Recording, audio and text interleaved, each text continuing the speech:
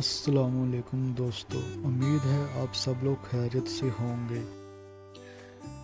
ہمارے بلاگ کا نام دلکش کہانیاں ہے اور ہمارے آج کی کہانی کا نام ہے جادوئی سلطنت کا راز، جس میں ہم ایک جادوئی سلطنت کے بارے میں بتائیں گے۔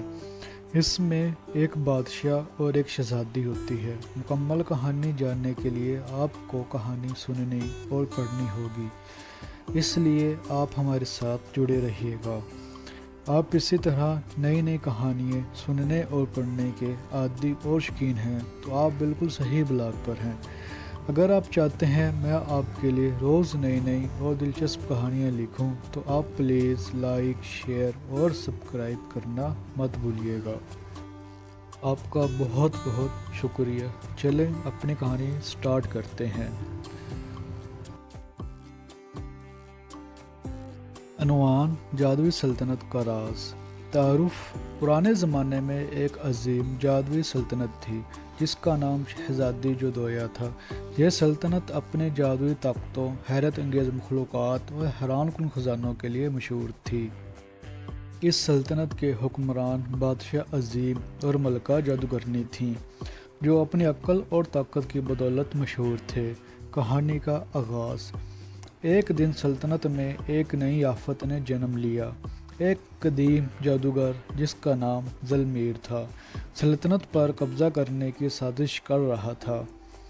ذلمیر نے اپنی جادوئی طاقتوں کا استعمال کرتے ہوئے سلطنت کے مختلف حصوں میں تباہی مچا دی۔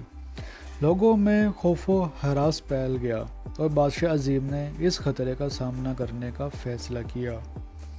سلطنت کا سب سے بڑا راز: بادشاہ عظیم اور ملکہ جادوگرنی نے اپنے بیٹے شہزادہ ایان کو بلایا اور اس سلطنت کے سب سے بڑے راز کے بارے میں بتایا۔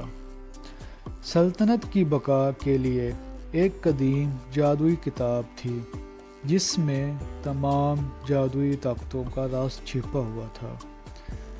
یہ کتاب ایک خفیہ غار میں محفوظ تھی اور اسے صرف دل کی پاکیزگی اور بہادری کے حامل شخص ہی حاصل کر سکتے تھے۔ شہزادہ ایان کی مہم: شہزادہ ایان نے اس کتاب کو حاصل کرنے کی مہم کا آغاز کیا۔ وہ اپنی بہادری اور دل کی پاکیزگی پر یقین رکھتے ہوئے اس خطرناک سفر پر روانہ ہوا۔ راستے میں اس سے مختلف مشکلات کا اور چیلنجز کا سامنا کرنا پڑا۔ دوستی اور اتحاد: شہزادہ ایان نے راستے میں مختلف مخلوقات سے دوستی کی، جن میں ایک بہادر دیو، ایک ہوشیار جن اور ایک معصوم پری شامل تھے۔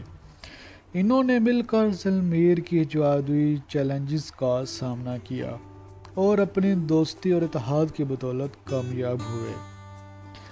جادوئی علوم کی اہمیت: شہزادہ ایان نے اپنی مہم کے دوران قدیم جادوئی کتابوں اور علوم کا مطالعہ کیا۔ ان کتابوں میں پوشیدہ علم اور حکمت نے اسے مختلف مسائل کا حل تلاش کرنے میں مدد دی۔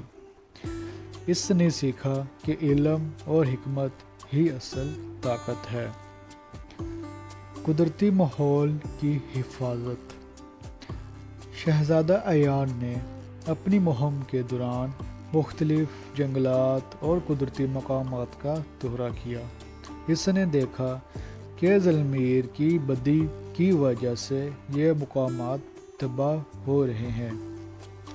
اس نے لوگوں کو قدرتی ماحول کی حفاظت کی اہمیت سے آگاہ کیا اور درخت لگانے اور ماحول دوست اقدامات کا فروغ دیا۔ خزانہ حاصل کرنا: آخرکار شہزادہ ایان نے اپنی مہم کے آخری مرحلے میں قدیم غار کو تلاش کیا۔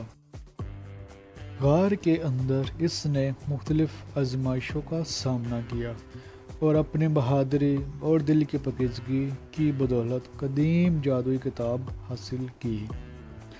ذلمیر کا سامنا: شہزادہ ایان نے قدیم جادوئی کتاب کی مدد سے ذلمیر کا سامنا کیا۔